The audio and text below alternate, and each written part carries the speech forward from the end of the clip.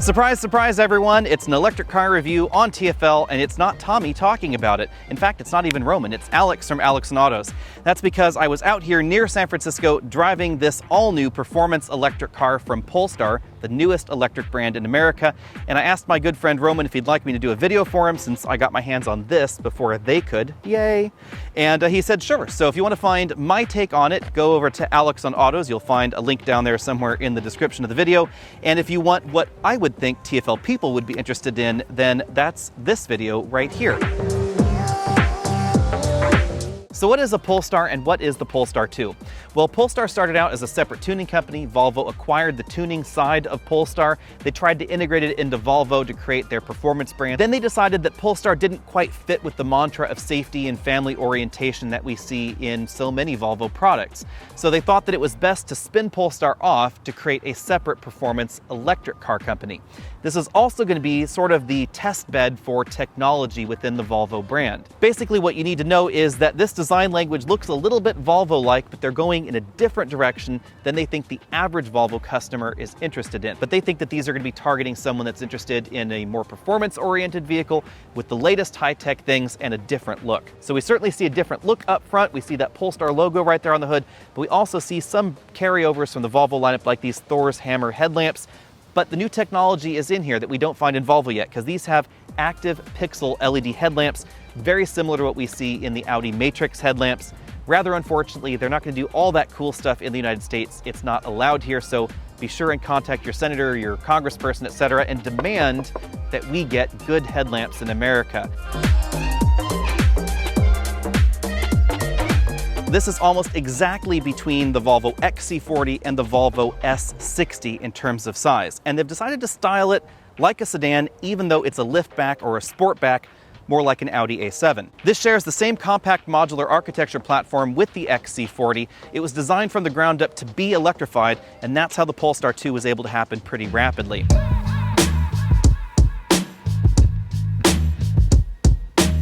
So what's the Polestar 2 like to drive? Well, out on the road, 0 to 60 happened in 4.4 seconds. I was able to verify that very briefly, but as with many of these newer electric vehicles we find on the market, that doesn't tell you the whole story about the Polestar 2. This has absolutely gobs of torque available instantly. You just press your foot, you get pressed back in the seat just like we find in modern Teslas. Tesla really proved that EVs could be fun. They could be thrilling out on the road. They have their own kind of performance nature to them that's different than a gasoline performance vehicle. And we see that exact same essence here in the Polestar 2. But it's combined with a feel that is more normal car, I guess you'd say. We have a normal shifter right here in the center of the dash. And unlike Volvo's lineup, it's not a double tap. We just pull back for drive, push forward for reverse. There's an instrument cluster right in front of me, exactly where you'd think an instrument cluster should be.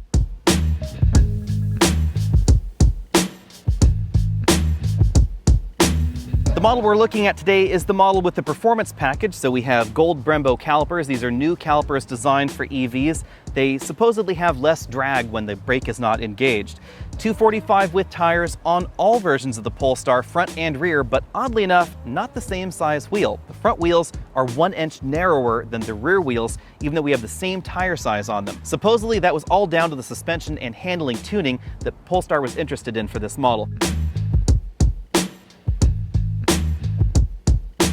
The big news in this interior is the infotainment system. This screen is not quite as big as the one that we find in the Tesla Model 3, but it is joined by a large 12-inch instrument cluster right over there. But what's interesting about this is that it's actually running Google's Android operating system. Now, this is not Android Auto. This is a version of Android specifically designed for running the car's control systems and infotainment systems. So as you'd expect, we have Google Maps for the mapping interface right there. One thing that I found interesting is there's no Waze app that is downloadable. There is a Google App Play Store where you can add additional apps as they're approved for use in the vehicle, but this doesn't give you access to the full library of Google apps, just ones that were designed for this particular version of Android. There's of course a Bluetooth phone interface. You can ask the system to text message people, call people. It offers Google's natural voice recognition software, and we're told that by the time this goes on sale, it will also support Apple CarPlay if you'd like to do that and run Waze on your system. The instrument cluster doesn't have quite the wow factor that we find in modern Audis. It offers Google mapping, but not Google satellite imagery.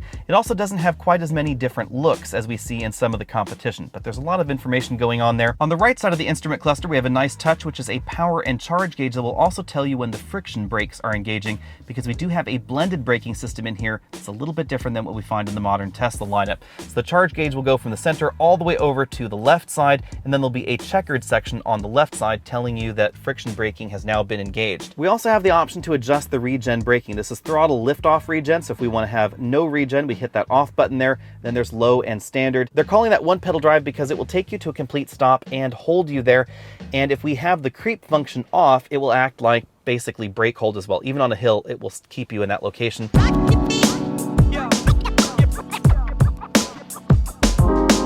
Now, one thing that we don't have, which I kind of wish we did, were paddles on the back of the steering wheel. It would be really cool if I could adjust the regen braking via paddles back there. This suspension is really firm. Now, I'm driving the model with the performance pack. You can tell that because I have these yellow seat belts right here. That doesn't give us any extra horsepower. We already have over 400 in this model, but it does give us upgraded tires, upgraded wheels, an upgraded suspension system, and upgraded low-friction Brembo brakes. We have the Öhlins adjustable dampers, but these are not active adjustable dampers, so there's no button here in the infotainment system.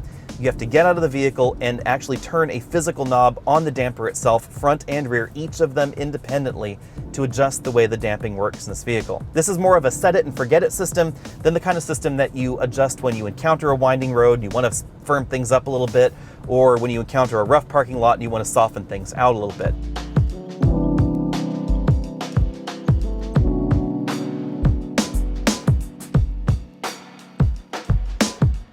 Although it's not a station wagon, the Polestar 2 is probably the next best thing. This is a liftback or a sportback, whatever you want to call it. We have this hatch right here, and then this cargo cover can be completely removed from the vehicle to allow you to put big items like a barbecue all the way inside if you wanted to. According to the numbers, we have just over 14 cubic feet of storage space back here, but honestly, it looks bigger. I've been asking them about this cargo number. They're supposedly going to give us an updated number. I don't think it includes any of the space above this hard cargo cover. Under the load floor, there's some additional storage space, but no room to put a spare tire and no room to put a larger roller bag like this one right here. As you'd expect in a modern Tesla fighter, we have a frunk. There's a hood release just like you'd find in any modern hood. And then we have our charge cable, a small amount of storage space right there. They say this is just about 1.5 cubic feet. It doesn't look terribly big, but you could remove the tire iron, I guess, if you really wanted to. I think it would have been better to put that in the trunk. It would have made this space a little bit more usable. And then we find the jack right there on top.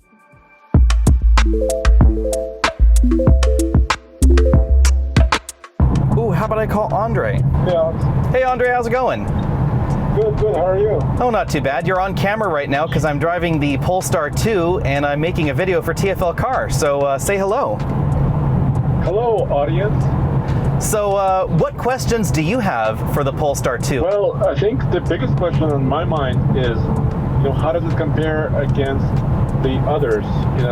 Does it have the range? Range, we don't know exactly yet, but they're predicting 250. How does that strike you?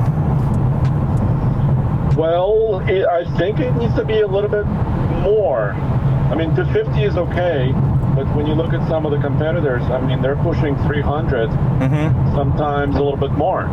And Polestar comes back by saying that they think their 250 is more realistic. So they're pointing to this test that they had performed where a Model 3 dual motor performance on a track did 239 miles versus about 205 miles for the Polestar 2. So still not the same, but only about 34 miles less. Polestar is its own brand, so to speak.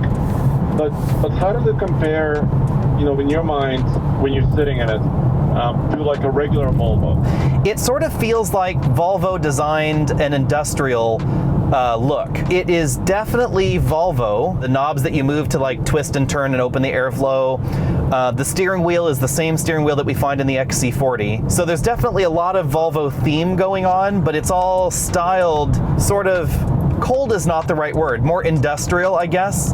Whereas Volvo is sort of like the bright, airy Swedish design.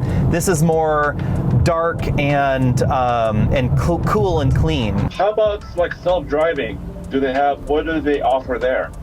Well, no path to self-driving on the model that we're driving here, although we might get it first in Pulstar. So this has the latest version of the, what does Volvo call it? Pro Pilot Assist, I think, something like that. It's the latest version of that, so it's not available in any Volvo currently. It's definitely more aggressive at lane keeping, but it's still a hands-on-the-wheel system. I gotcha.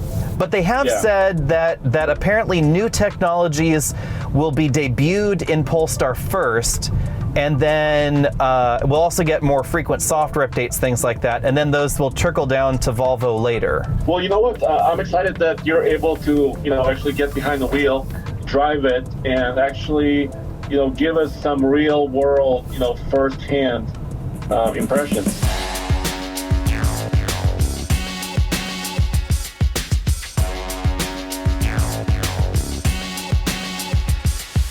Polestar was pretty upfront that they didn't want to separate with Volvo when it comes to safety and safety structures, so there's a whole lot of safety going on up front, and all that safety certainly adds weight. The weight is pretty well centered in the Polestar 2. We have 51% up front, 49% in the rear. So this has a near perfect 50-50 weight balance, and the weight is all really low in the vehicle because the batteries and electric motors are positioned much lower than you'd find the drivetrain components in a traditional gasoline vehicle.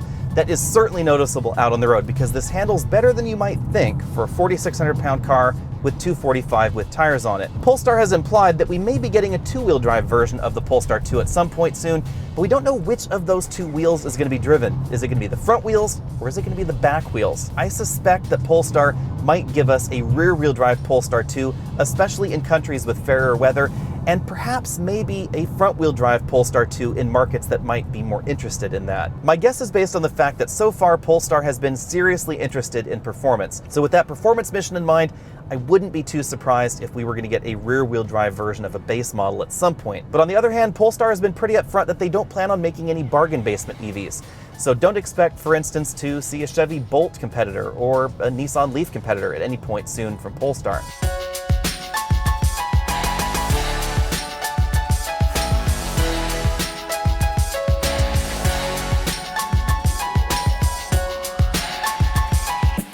Hopping inside, we certainly have a modern vibe. The seats are also definitely very Volvo, from the headrest shape right there to the way that the seats feel. These are very comfortable front seats and back seats. Interior parts quality is certainly very high, but these are definitely different than we find in a lot of luxury vehicles.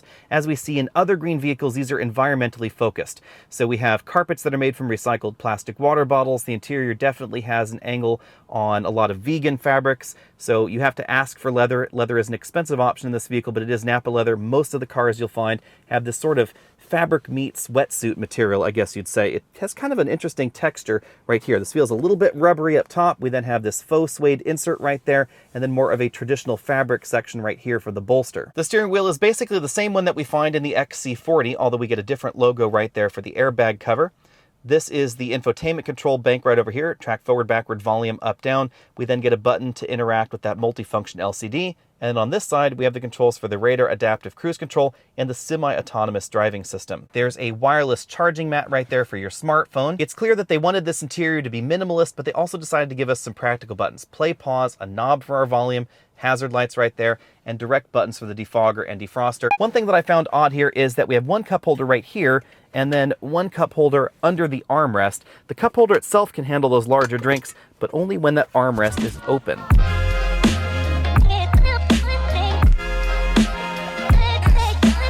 Because the Polestar 2 is so much fun out on the road, I've been driving it pretty hard, so I honestly can't really tell you much about the range. According to Polestar, they're expecting the range to be somewhere around 250 miles on the EPA scale. They have been pushing that they are trying for a more realistic range indication on this screen versus the somewhat optimistic range indication that we find in modern Tesla models. This feels like a regular car company built a Tesla. The build quality is great. The way this feels out on the road feels sort of somewhere between a BMW and a Tesla, I would say. It really doesn't feel that much like a Volvo out on the road. We have conventional knobs over here. We have buttons on the steering wheel. We have buttons on the turn signal stalks. We have a regular shifter over here, buttons there for play and pause, the hazard lights, that sort of thing. Now, on the downside, we have this enormous sheet of glass. Supposedly, we may have the option to get a steel roof at some point later. I don't really know too much about that, but this doesn't have an electric shade to it. It's not an LCD dimming panel. So the same complaint I've voiced with the Tesla Model 3 applies to this model as well. It is a little on the bright side when it's hot outside. Since Roman tests this in all of his videos, let's try and give it a hard to spell destination, see if it can find it. Hey Google, get me directions to Buchanugan Winery.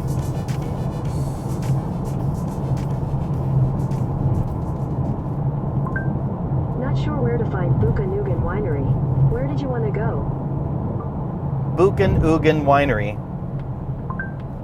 Buchanugan Winery tasting is 2 hours and 11 minutes from your location by car in light traffic. Wow, it actually found it. I'm kind of shocked by that. It apparently will also let you spell the destination if you know how to spell it, although, to be honest, I really don't know how to spell that one. I'm lucky I know how to say it.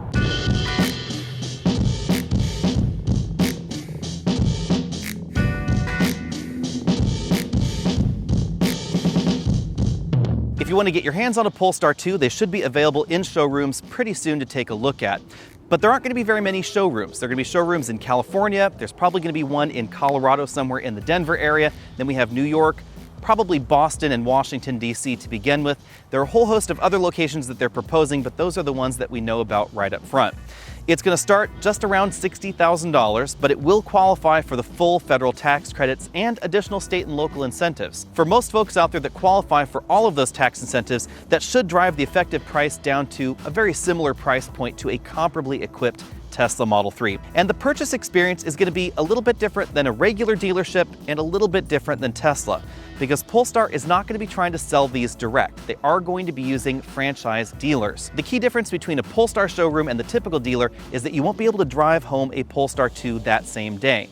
Instead, you'll pick what you want and then they'll see if one exists at the port, because the dealers aren't going to be holding inventory. Let me know what you think about the Polestar 2 down there in the comment section. If you want to know more and dive into some of the additional features, you can find the video that I did for Alex and Autos, my own channel, over at Alex and Autos. I do go into a few of the technical features and a bit more of the car just in general. And of course, check out TFL's merch store, because I'm honestly really jealous of TFL's merch.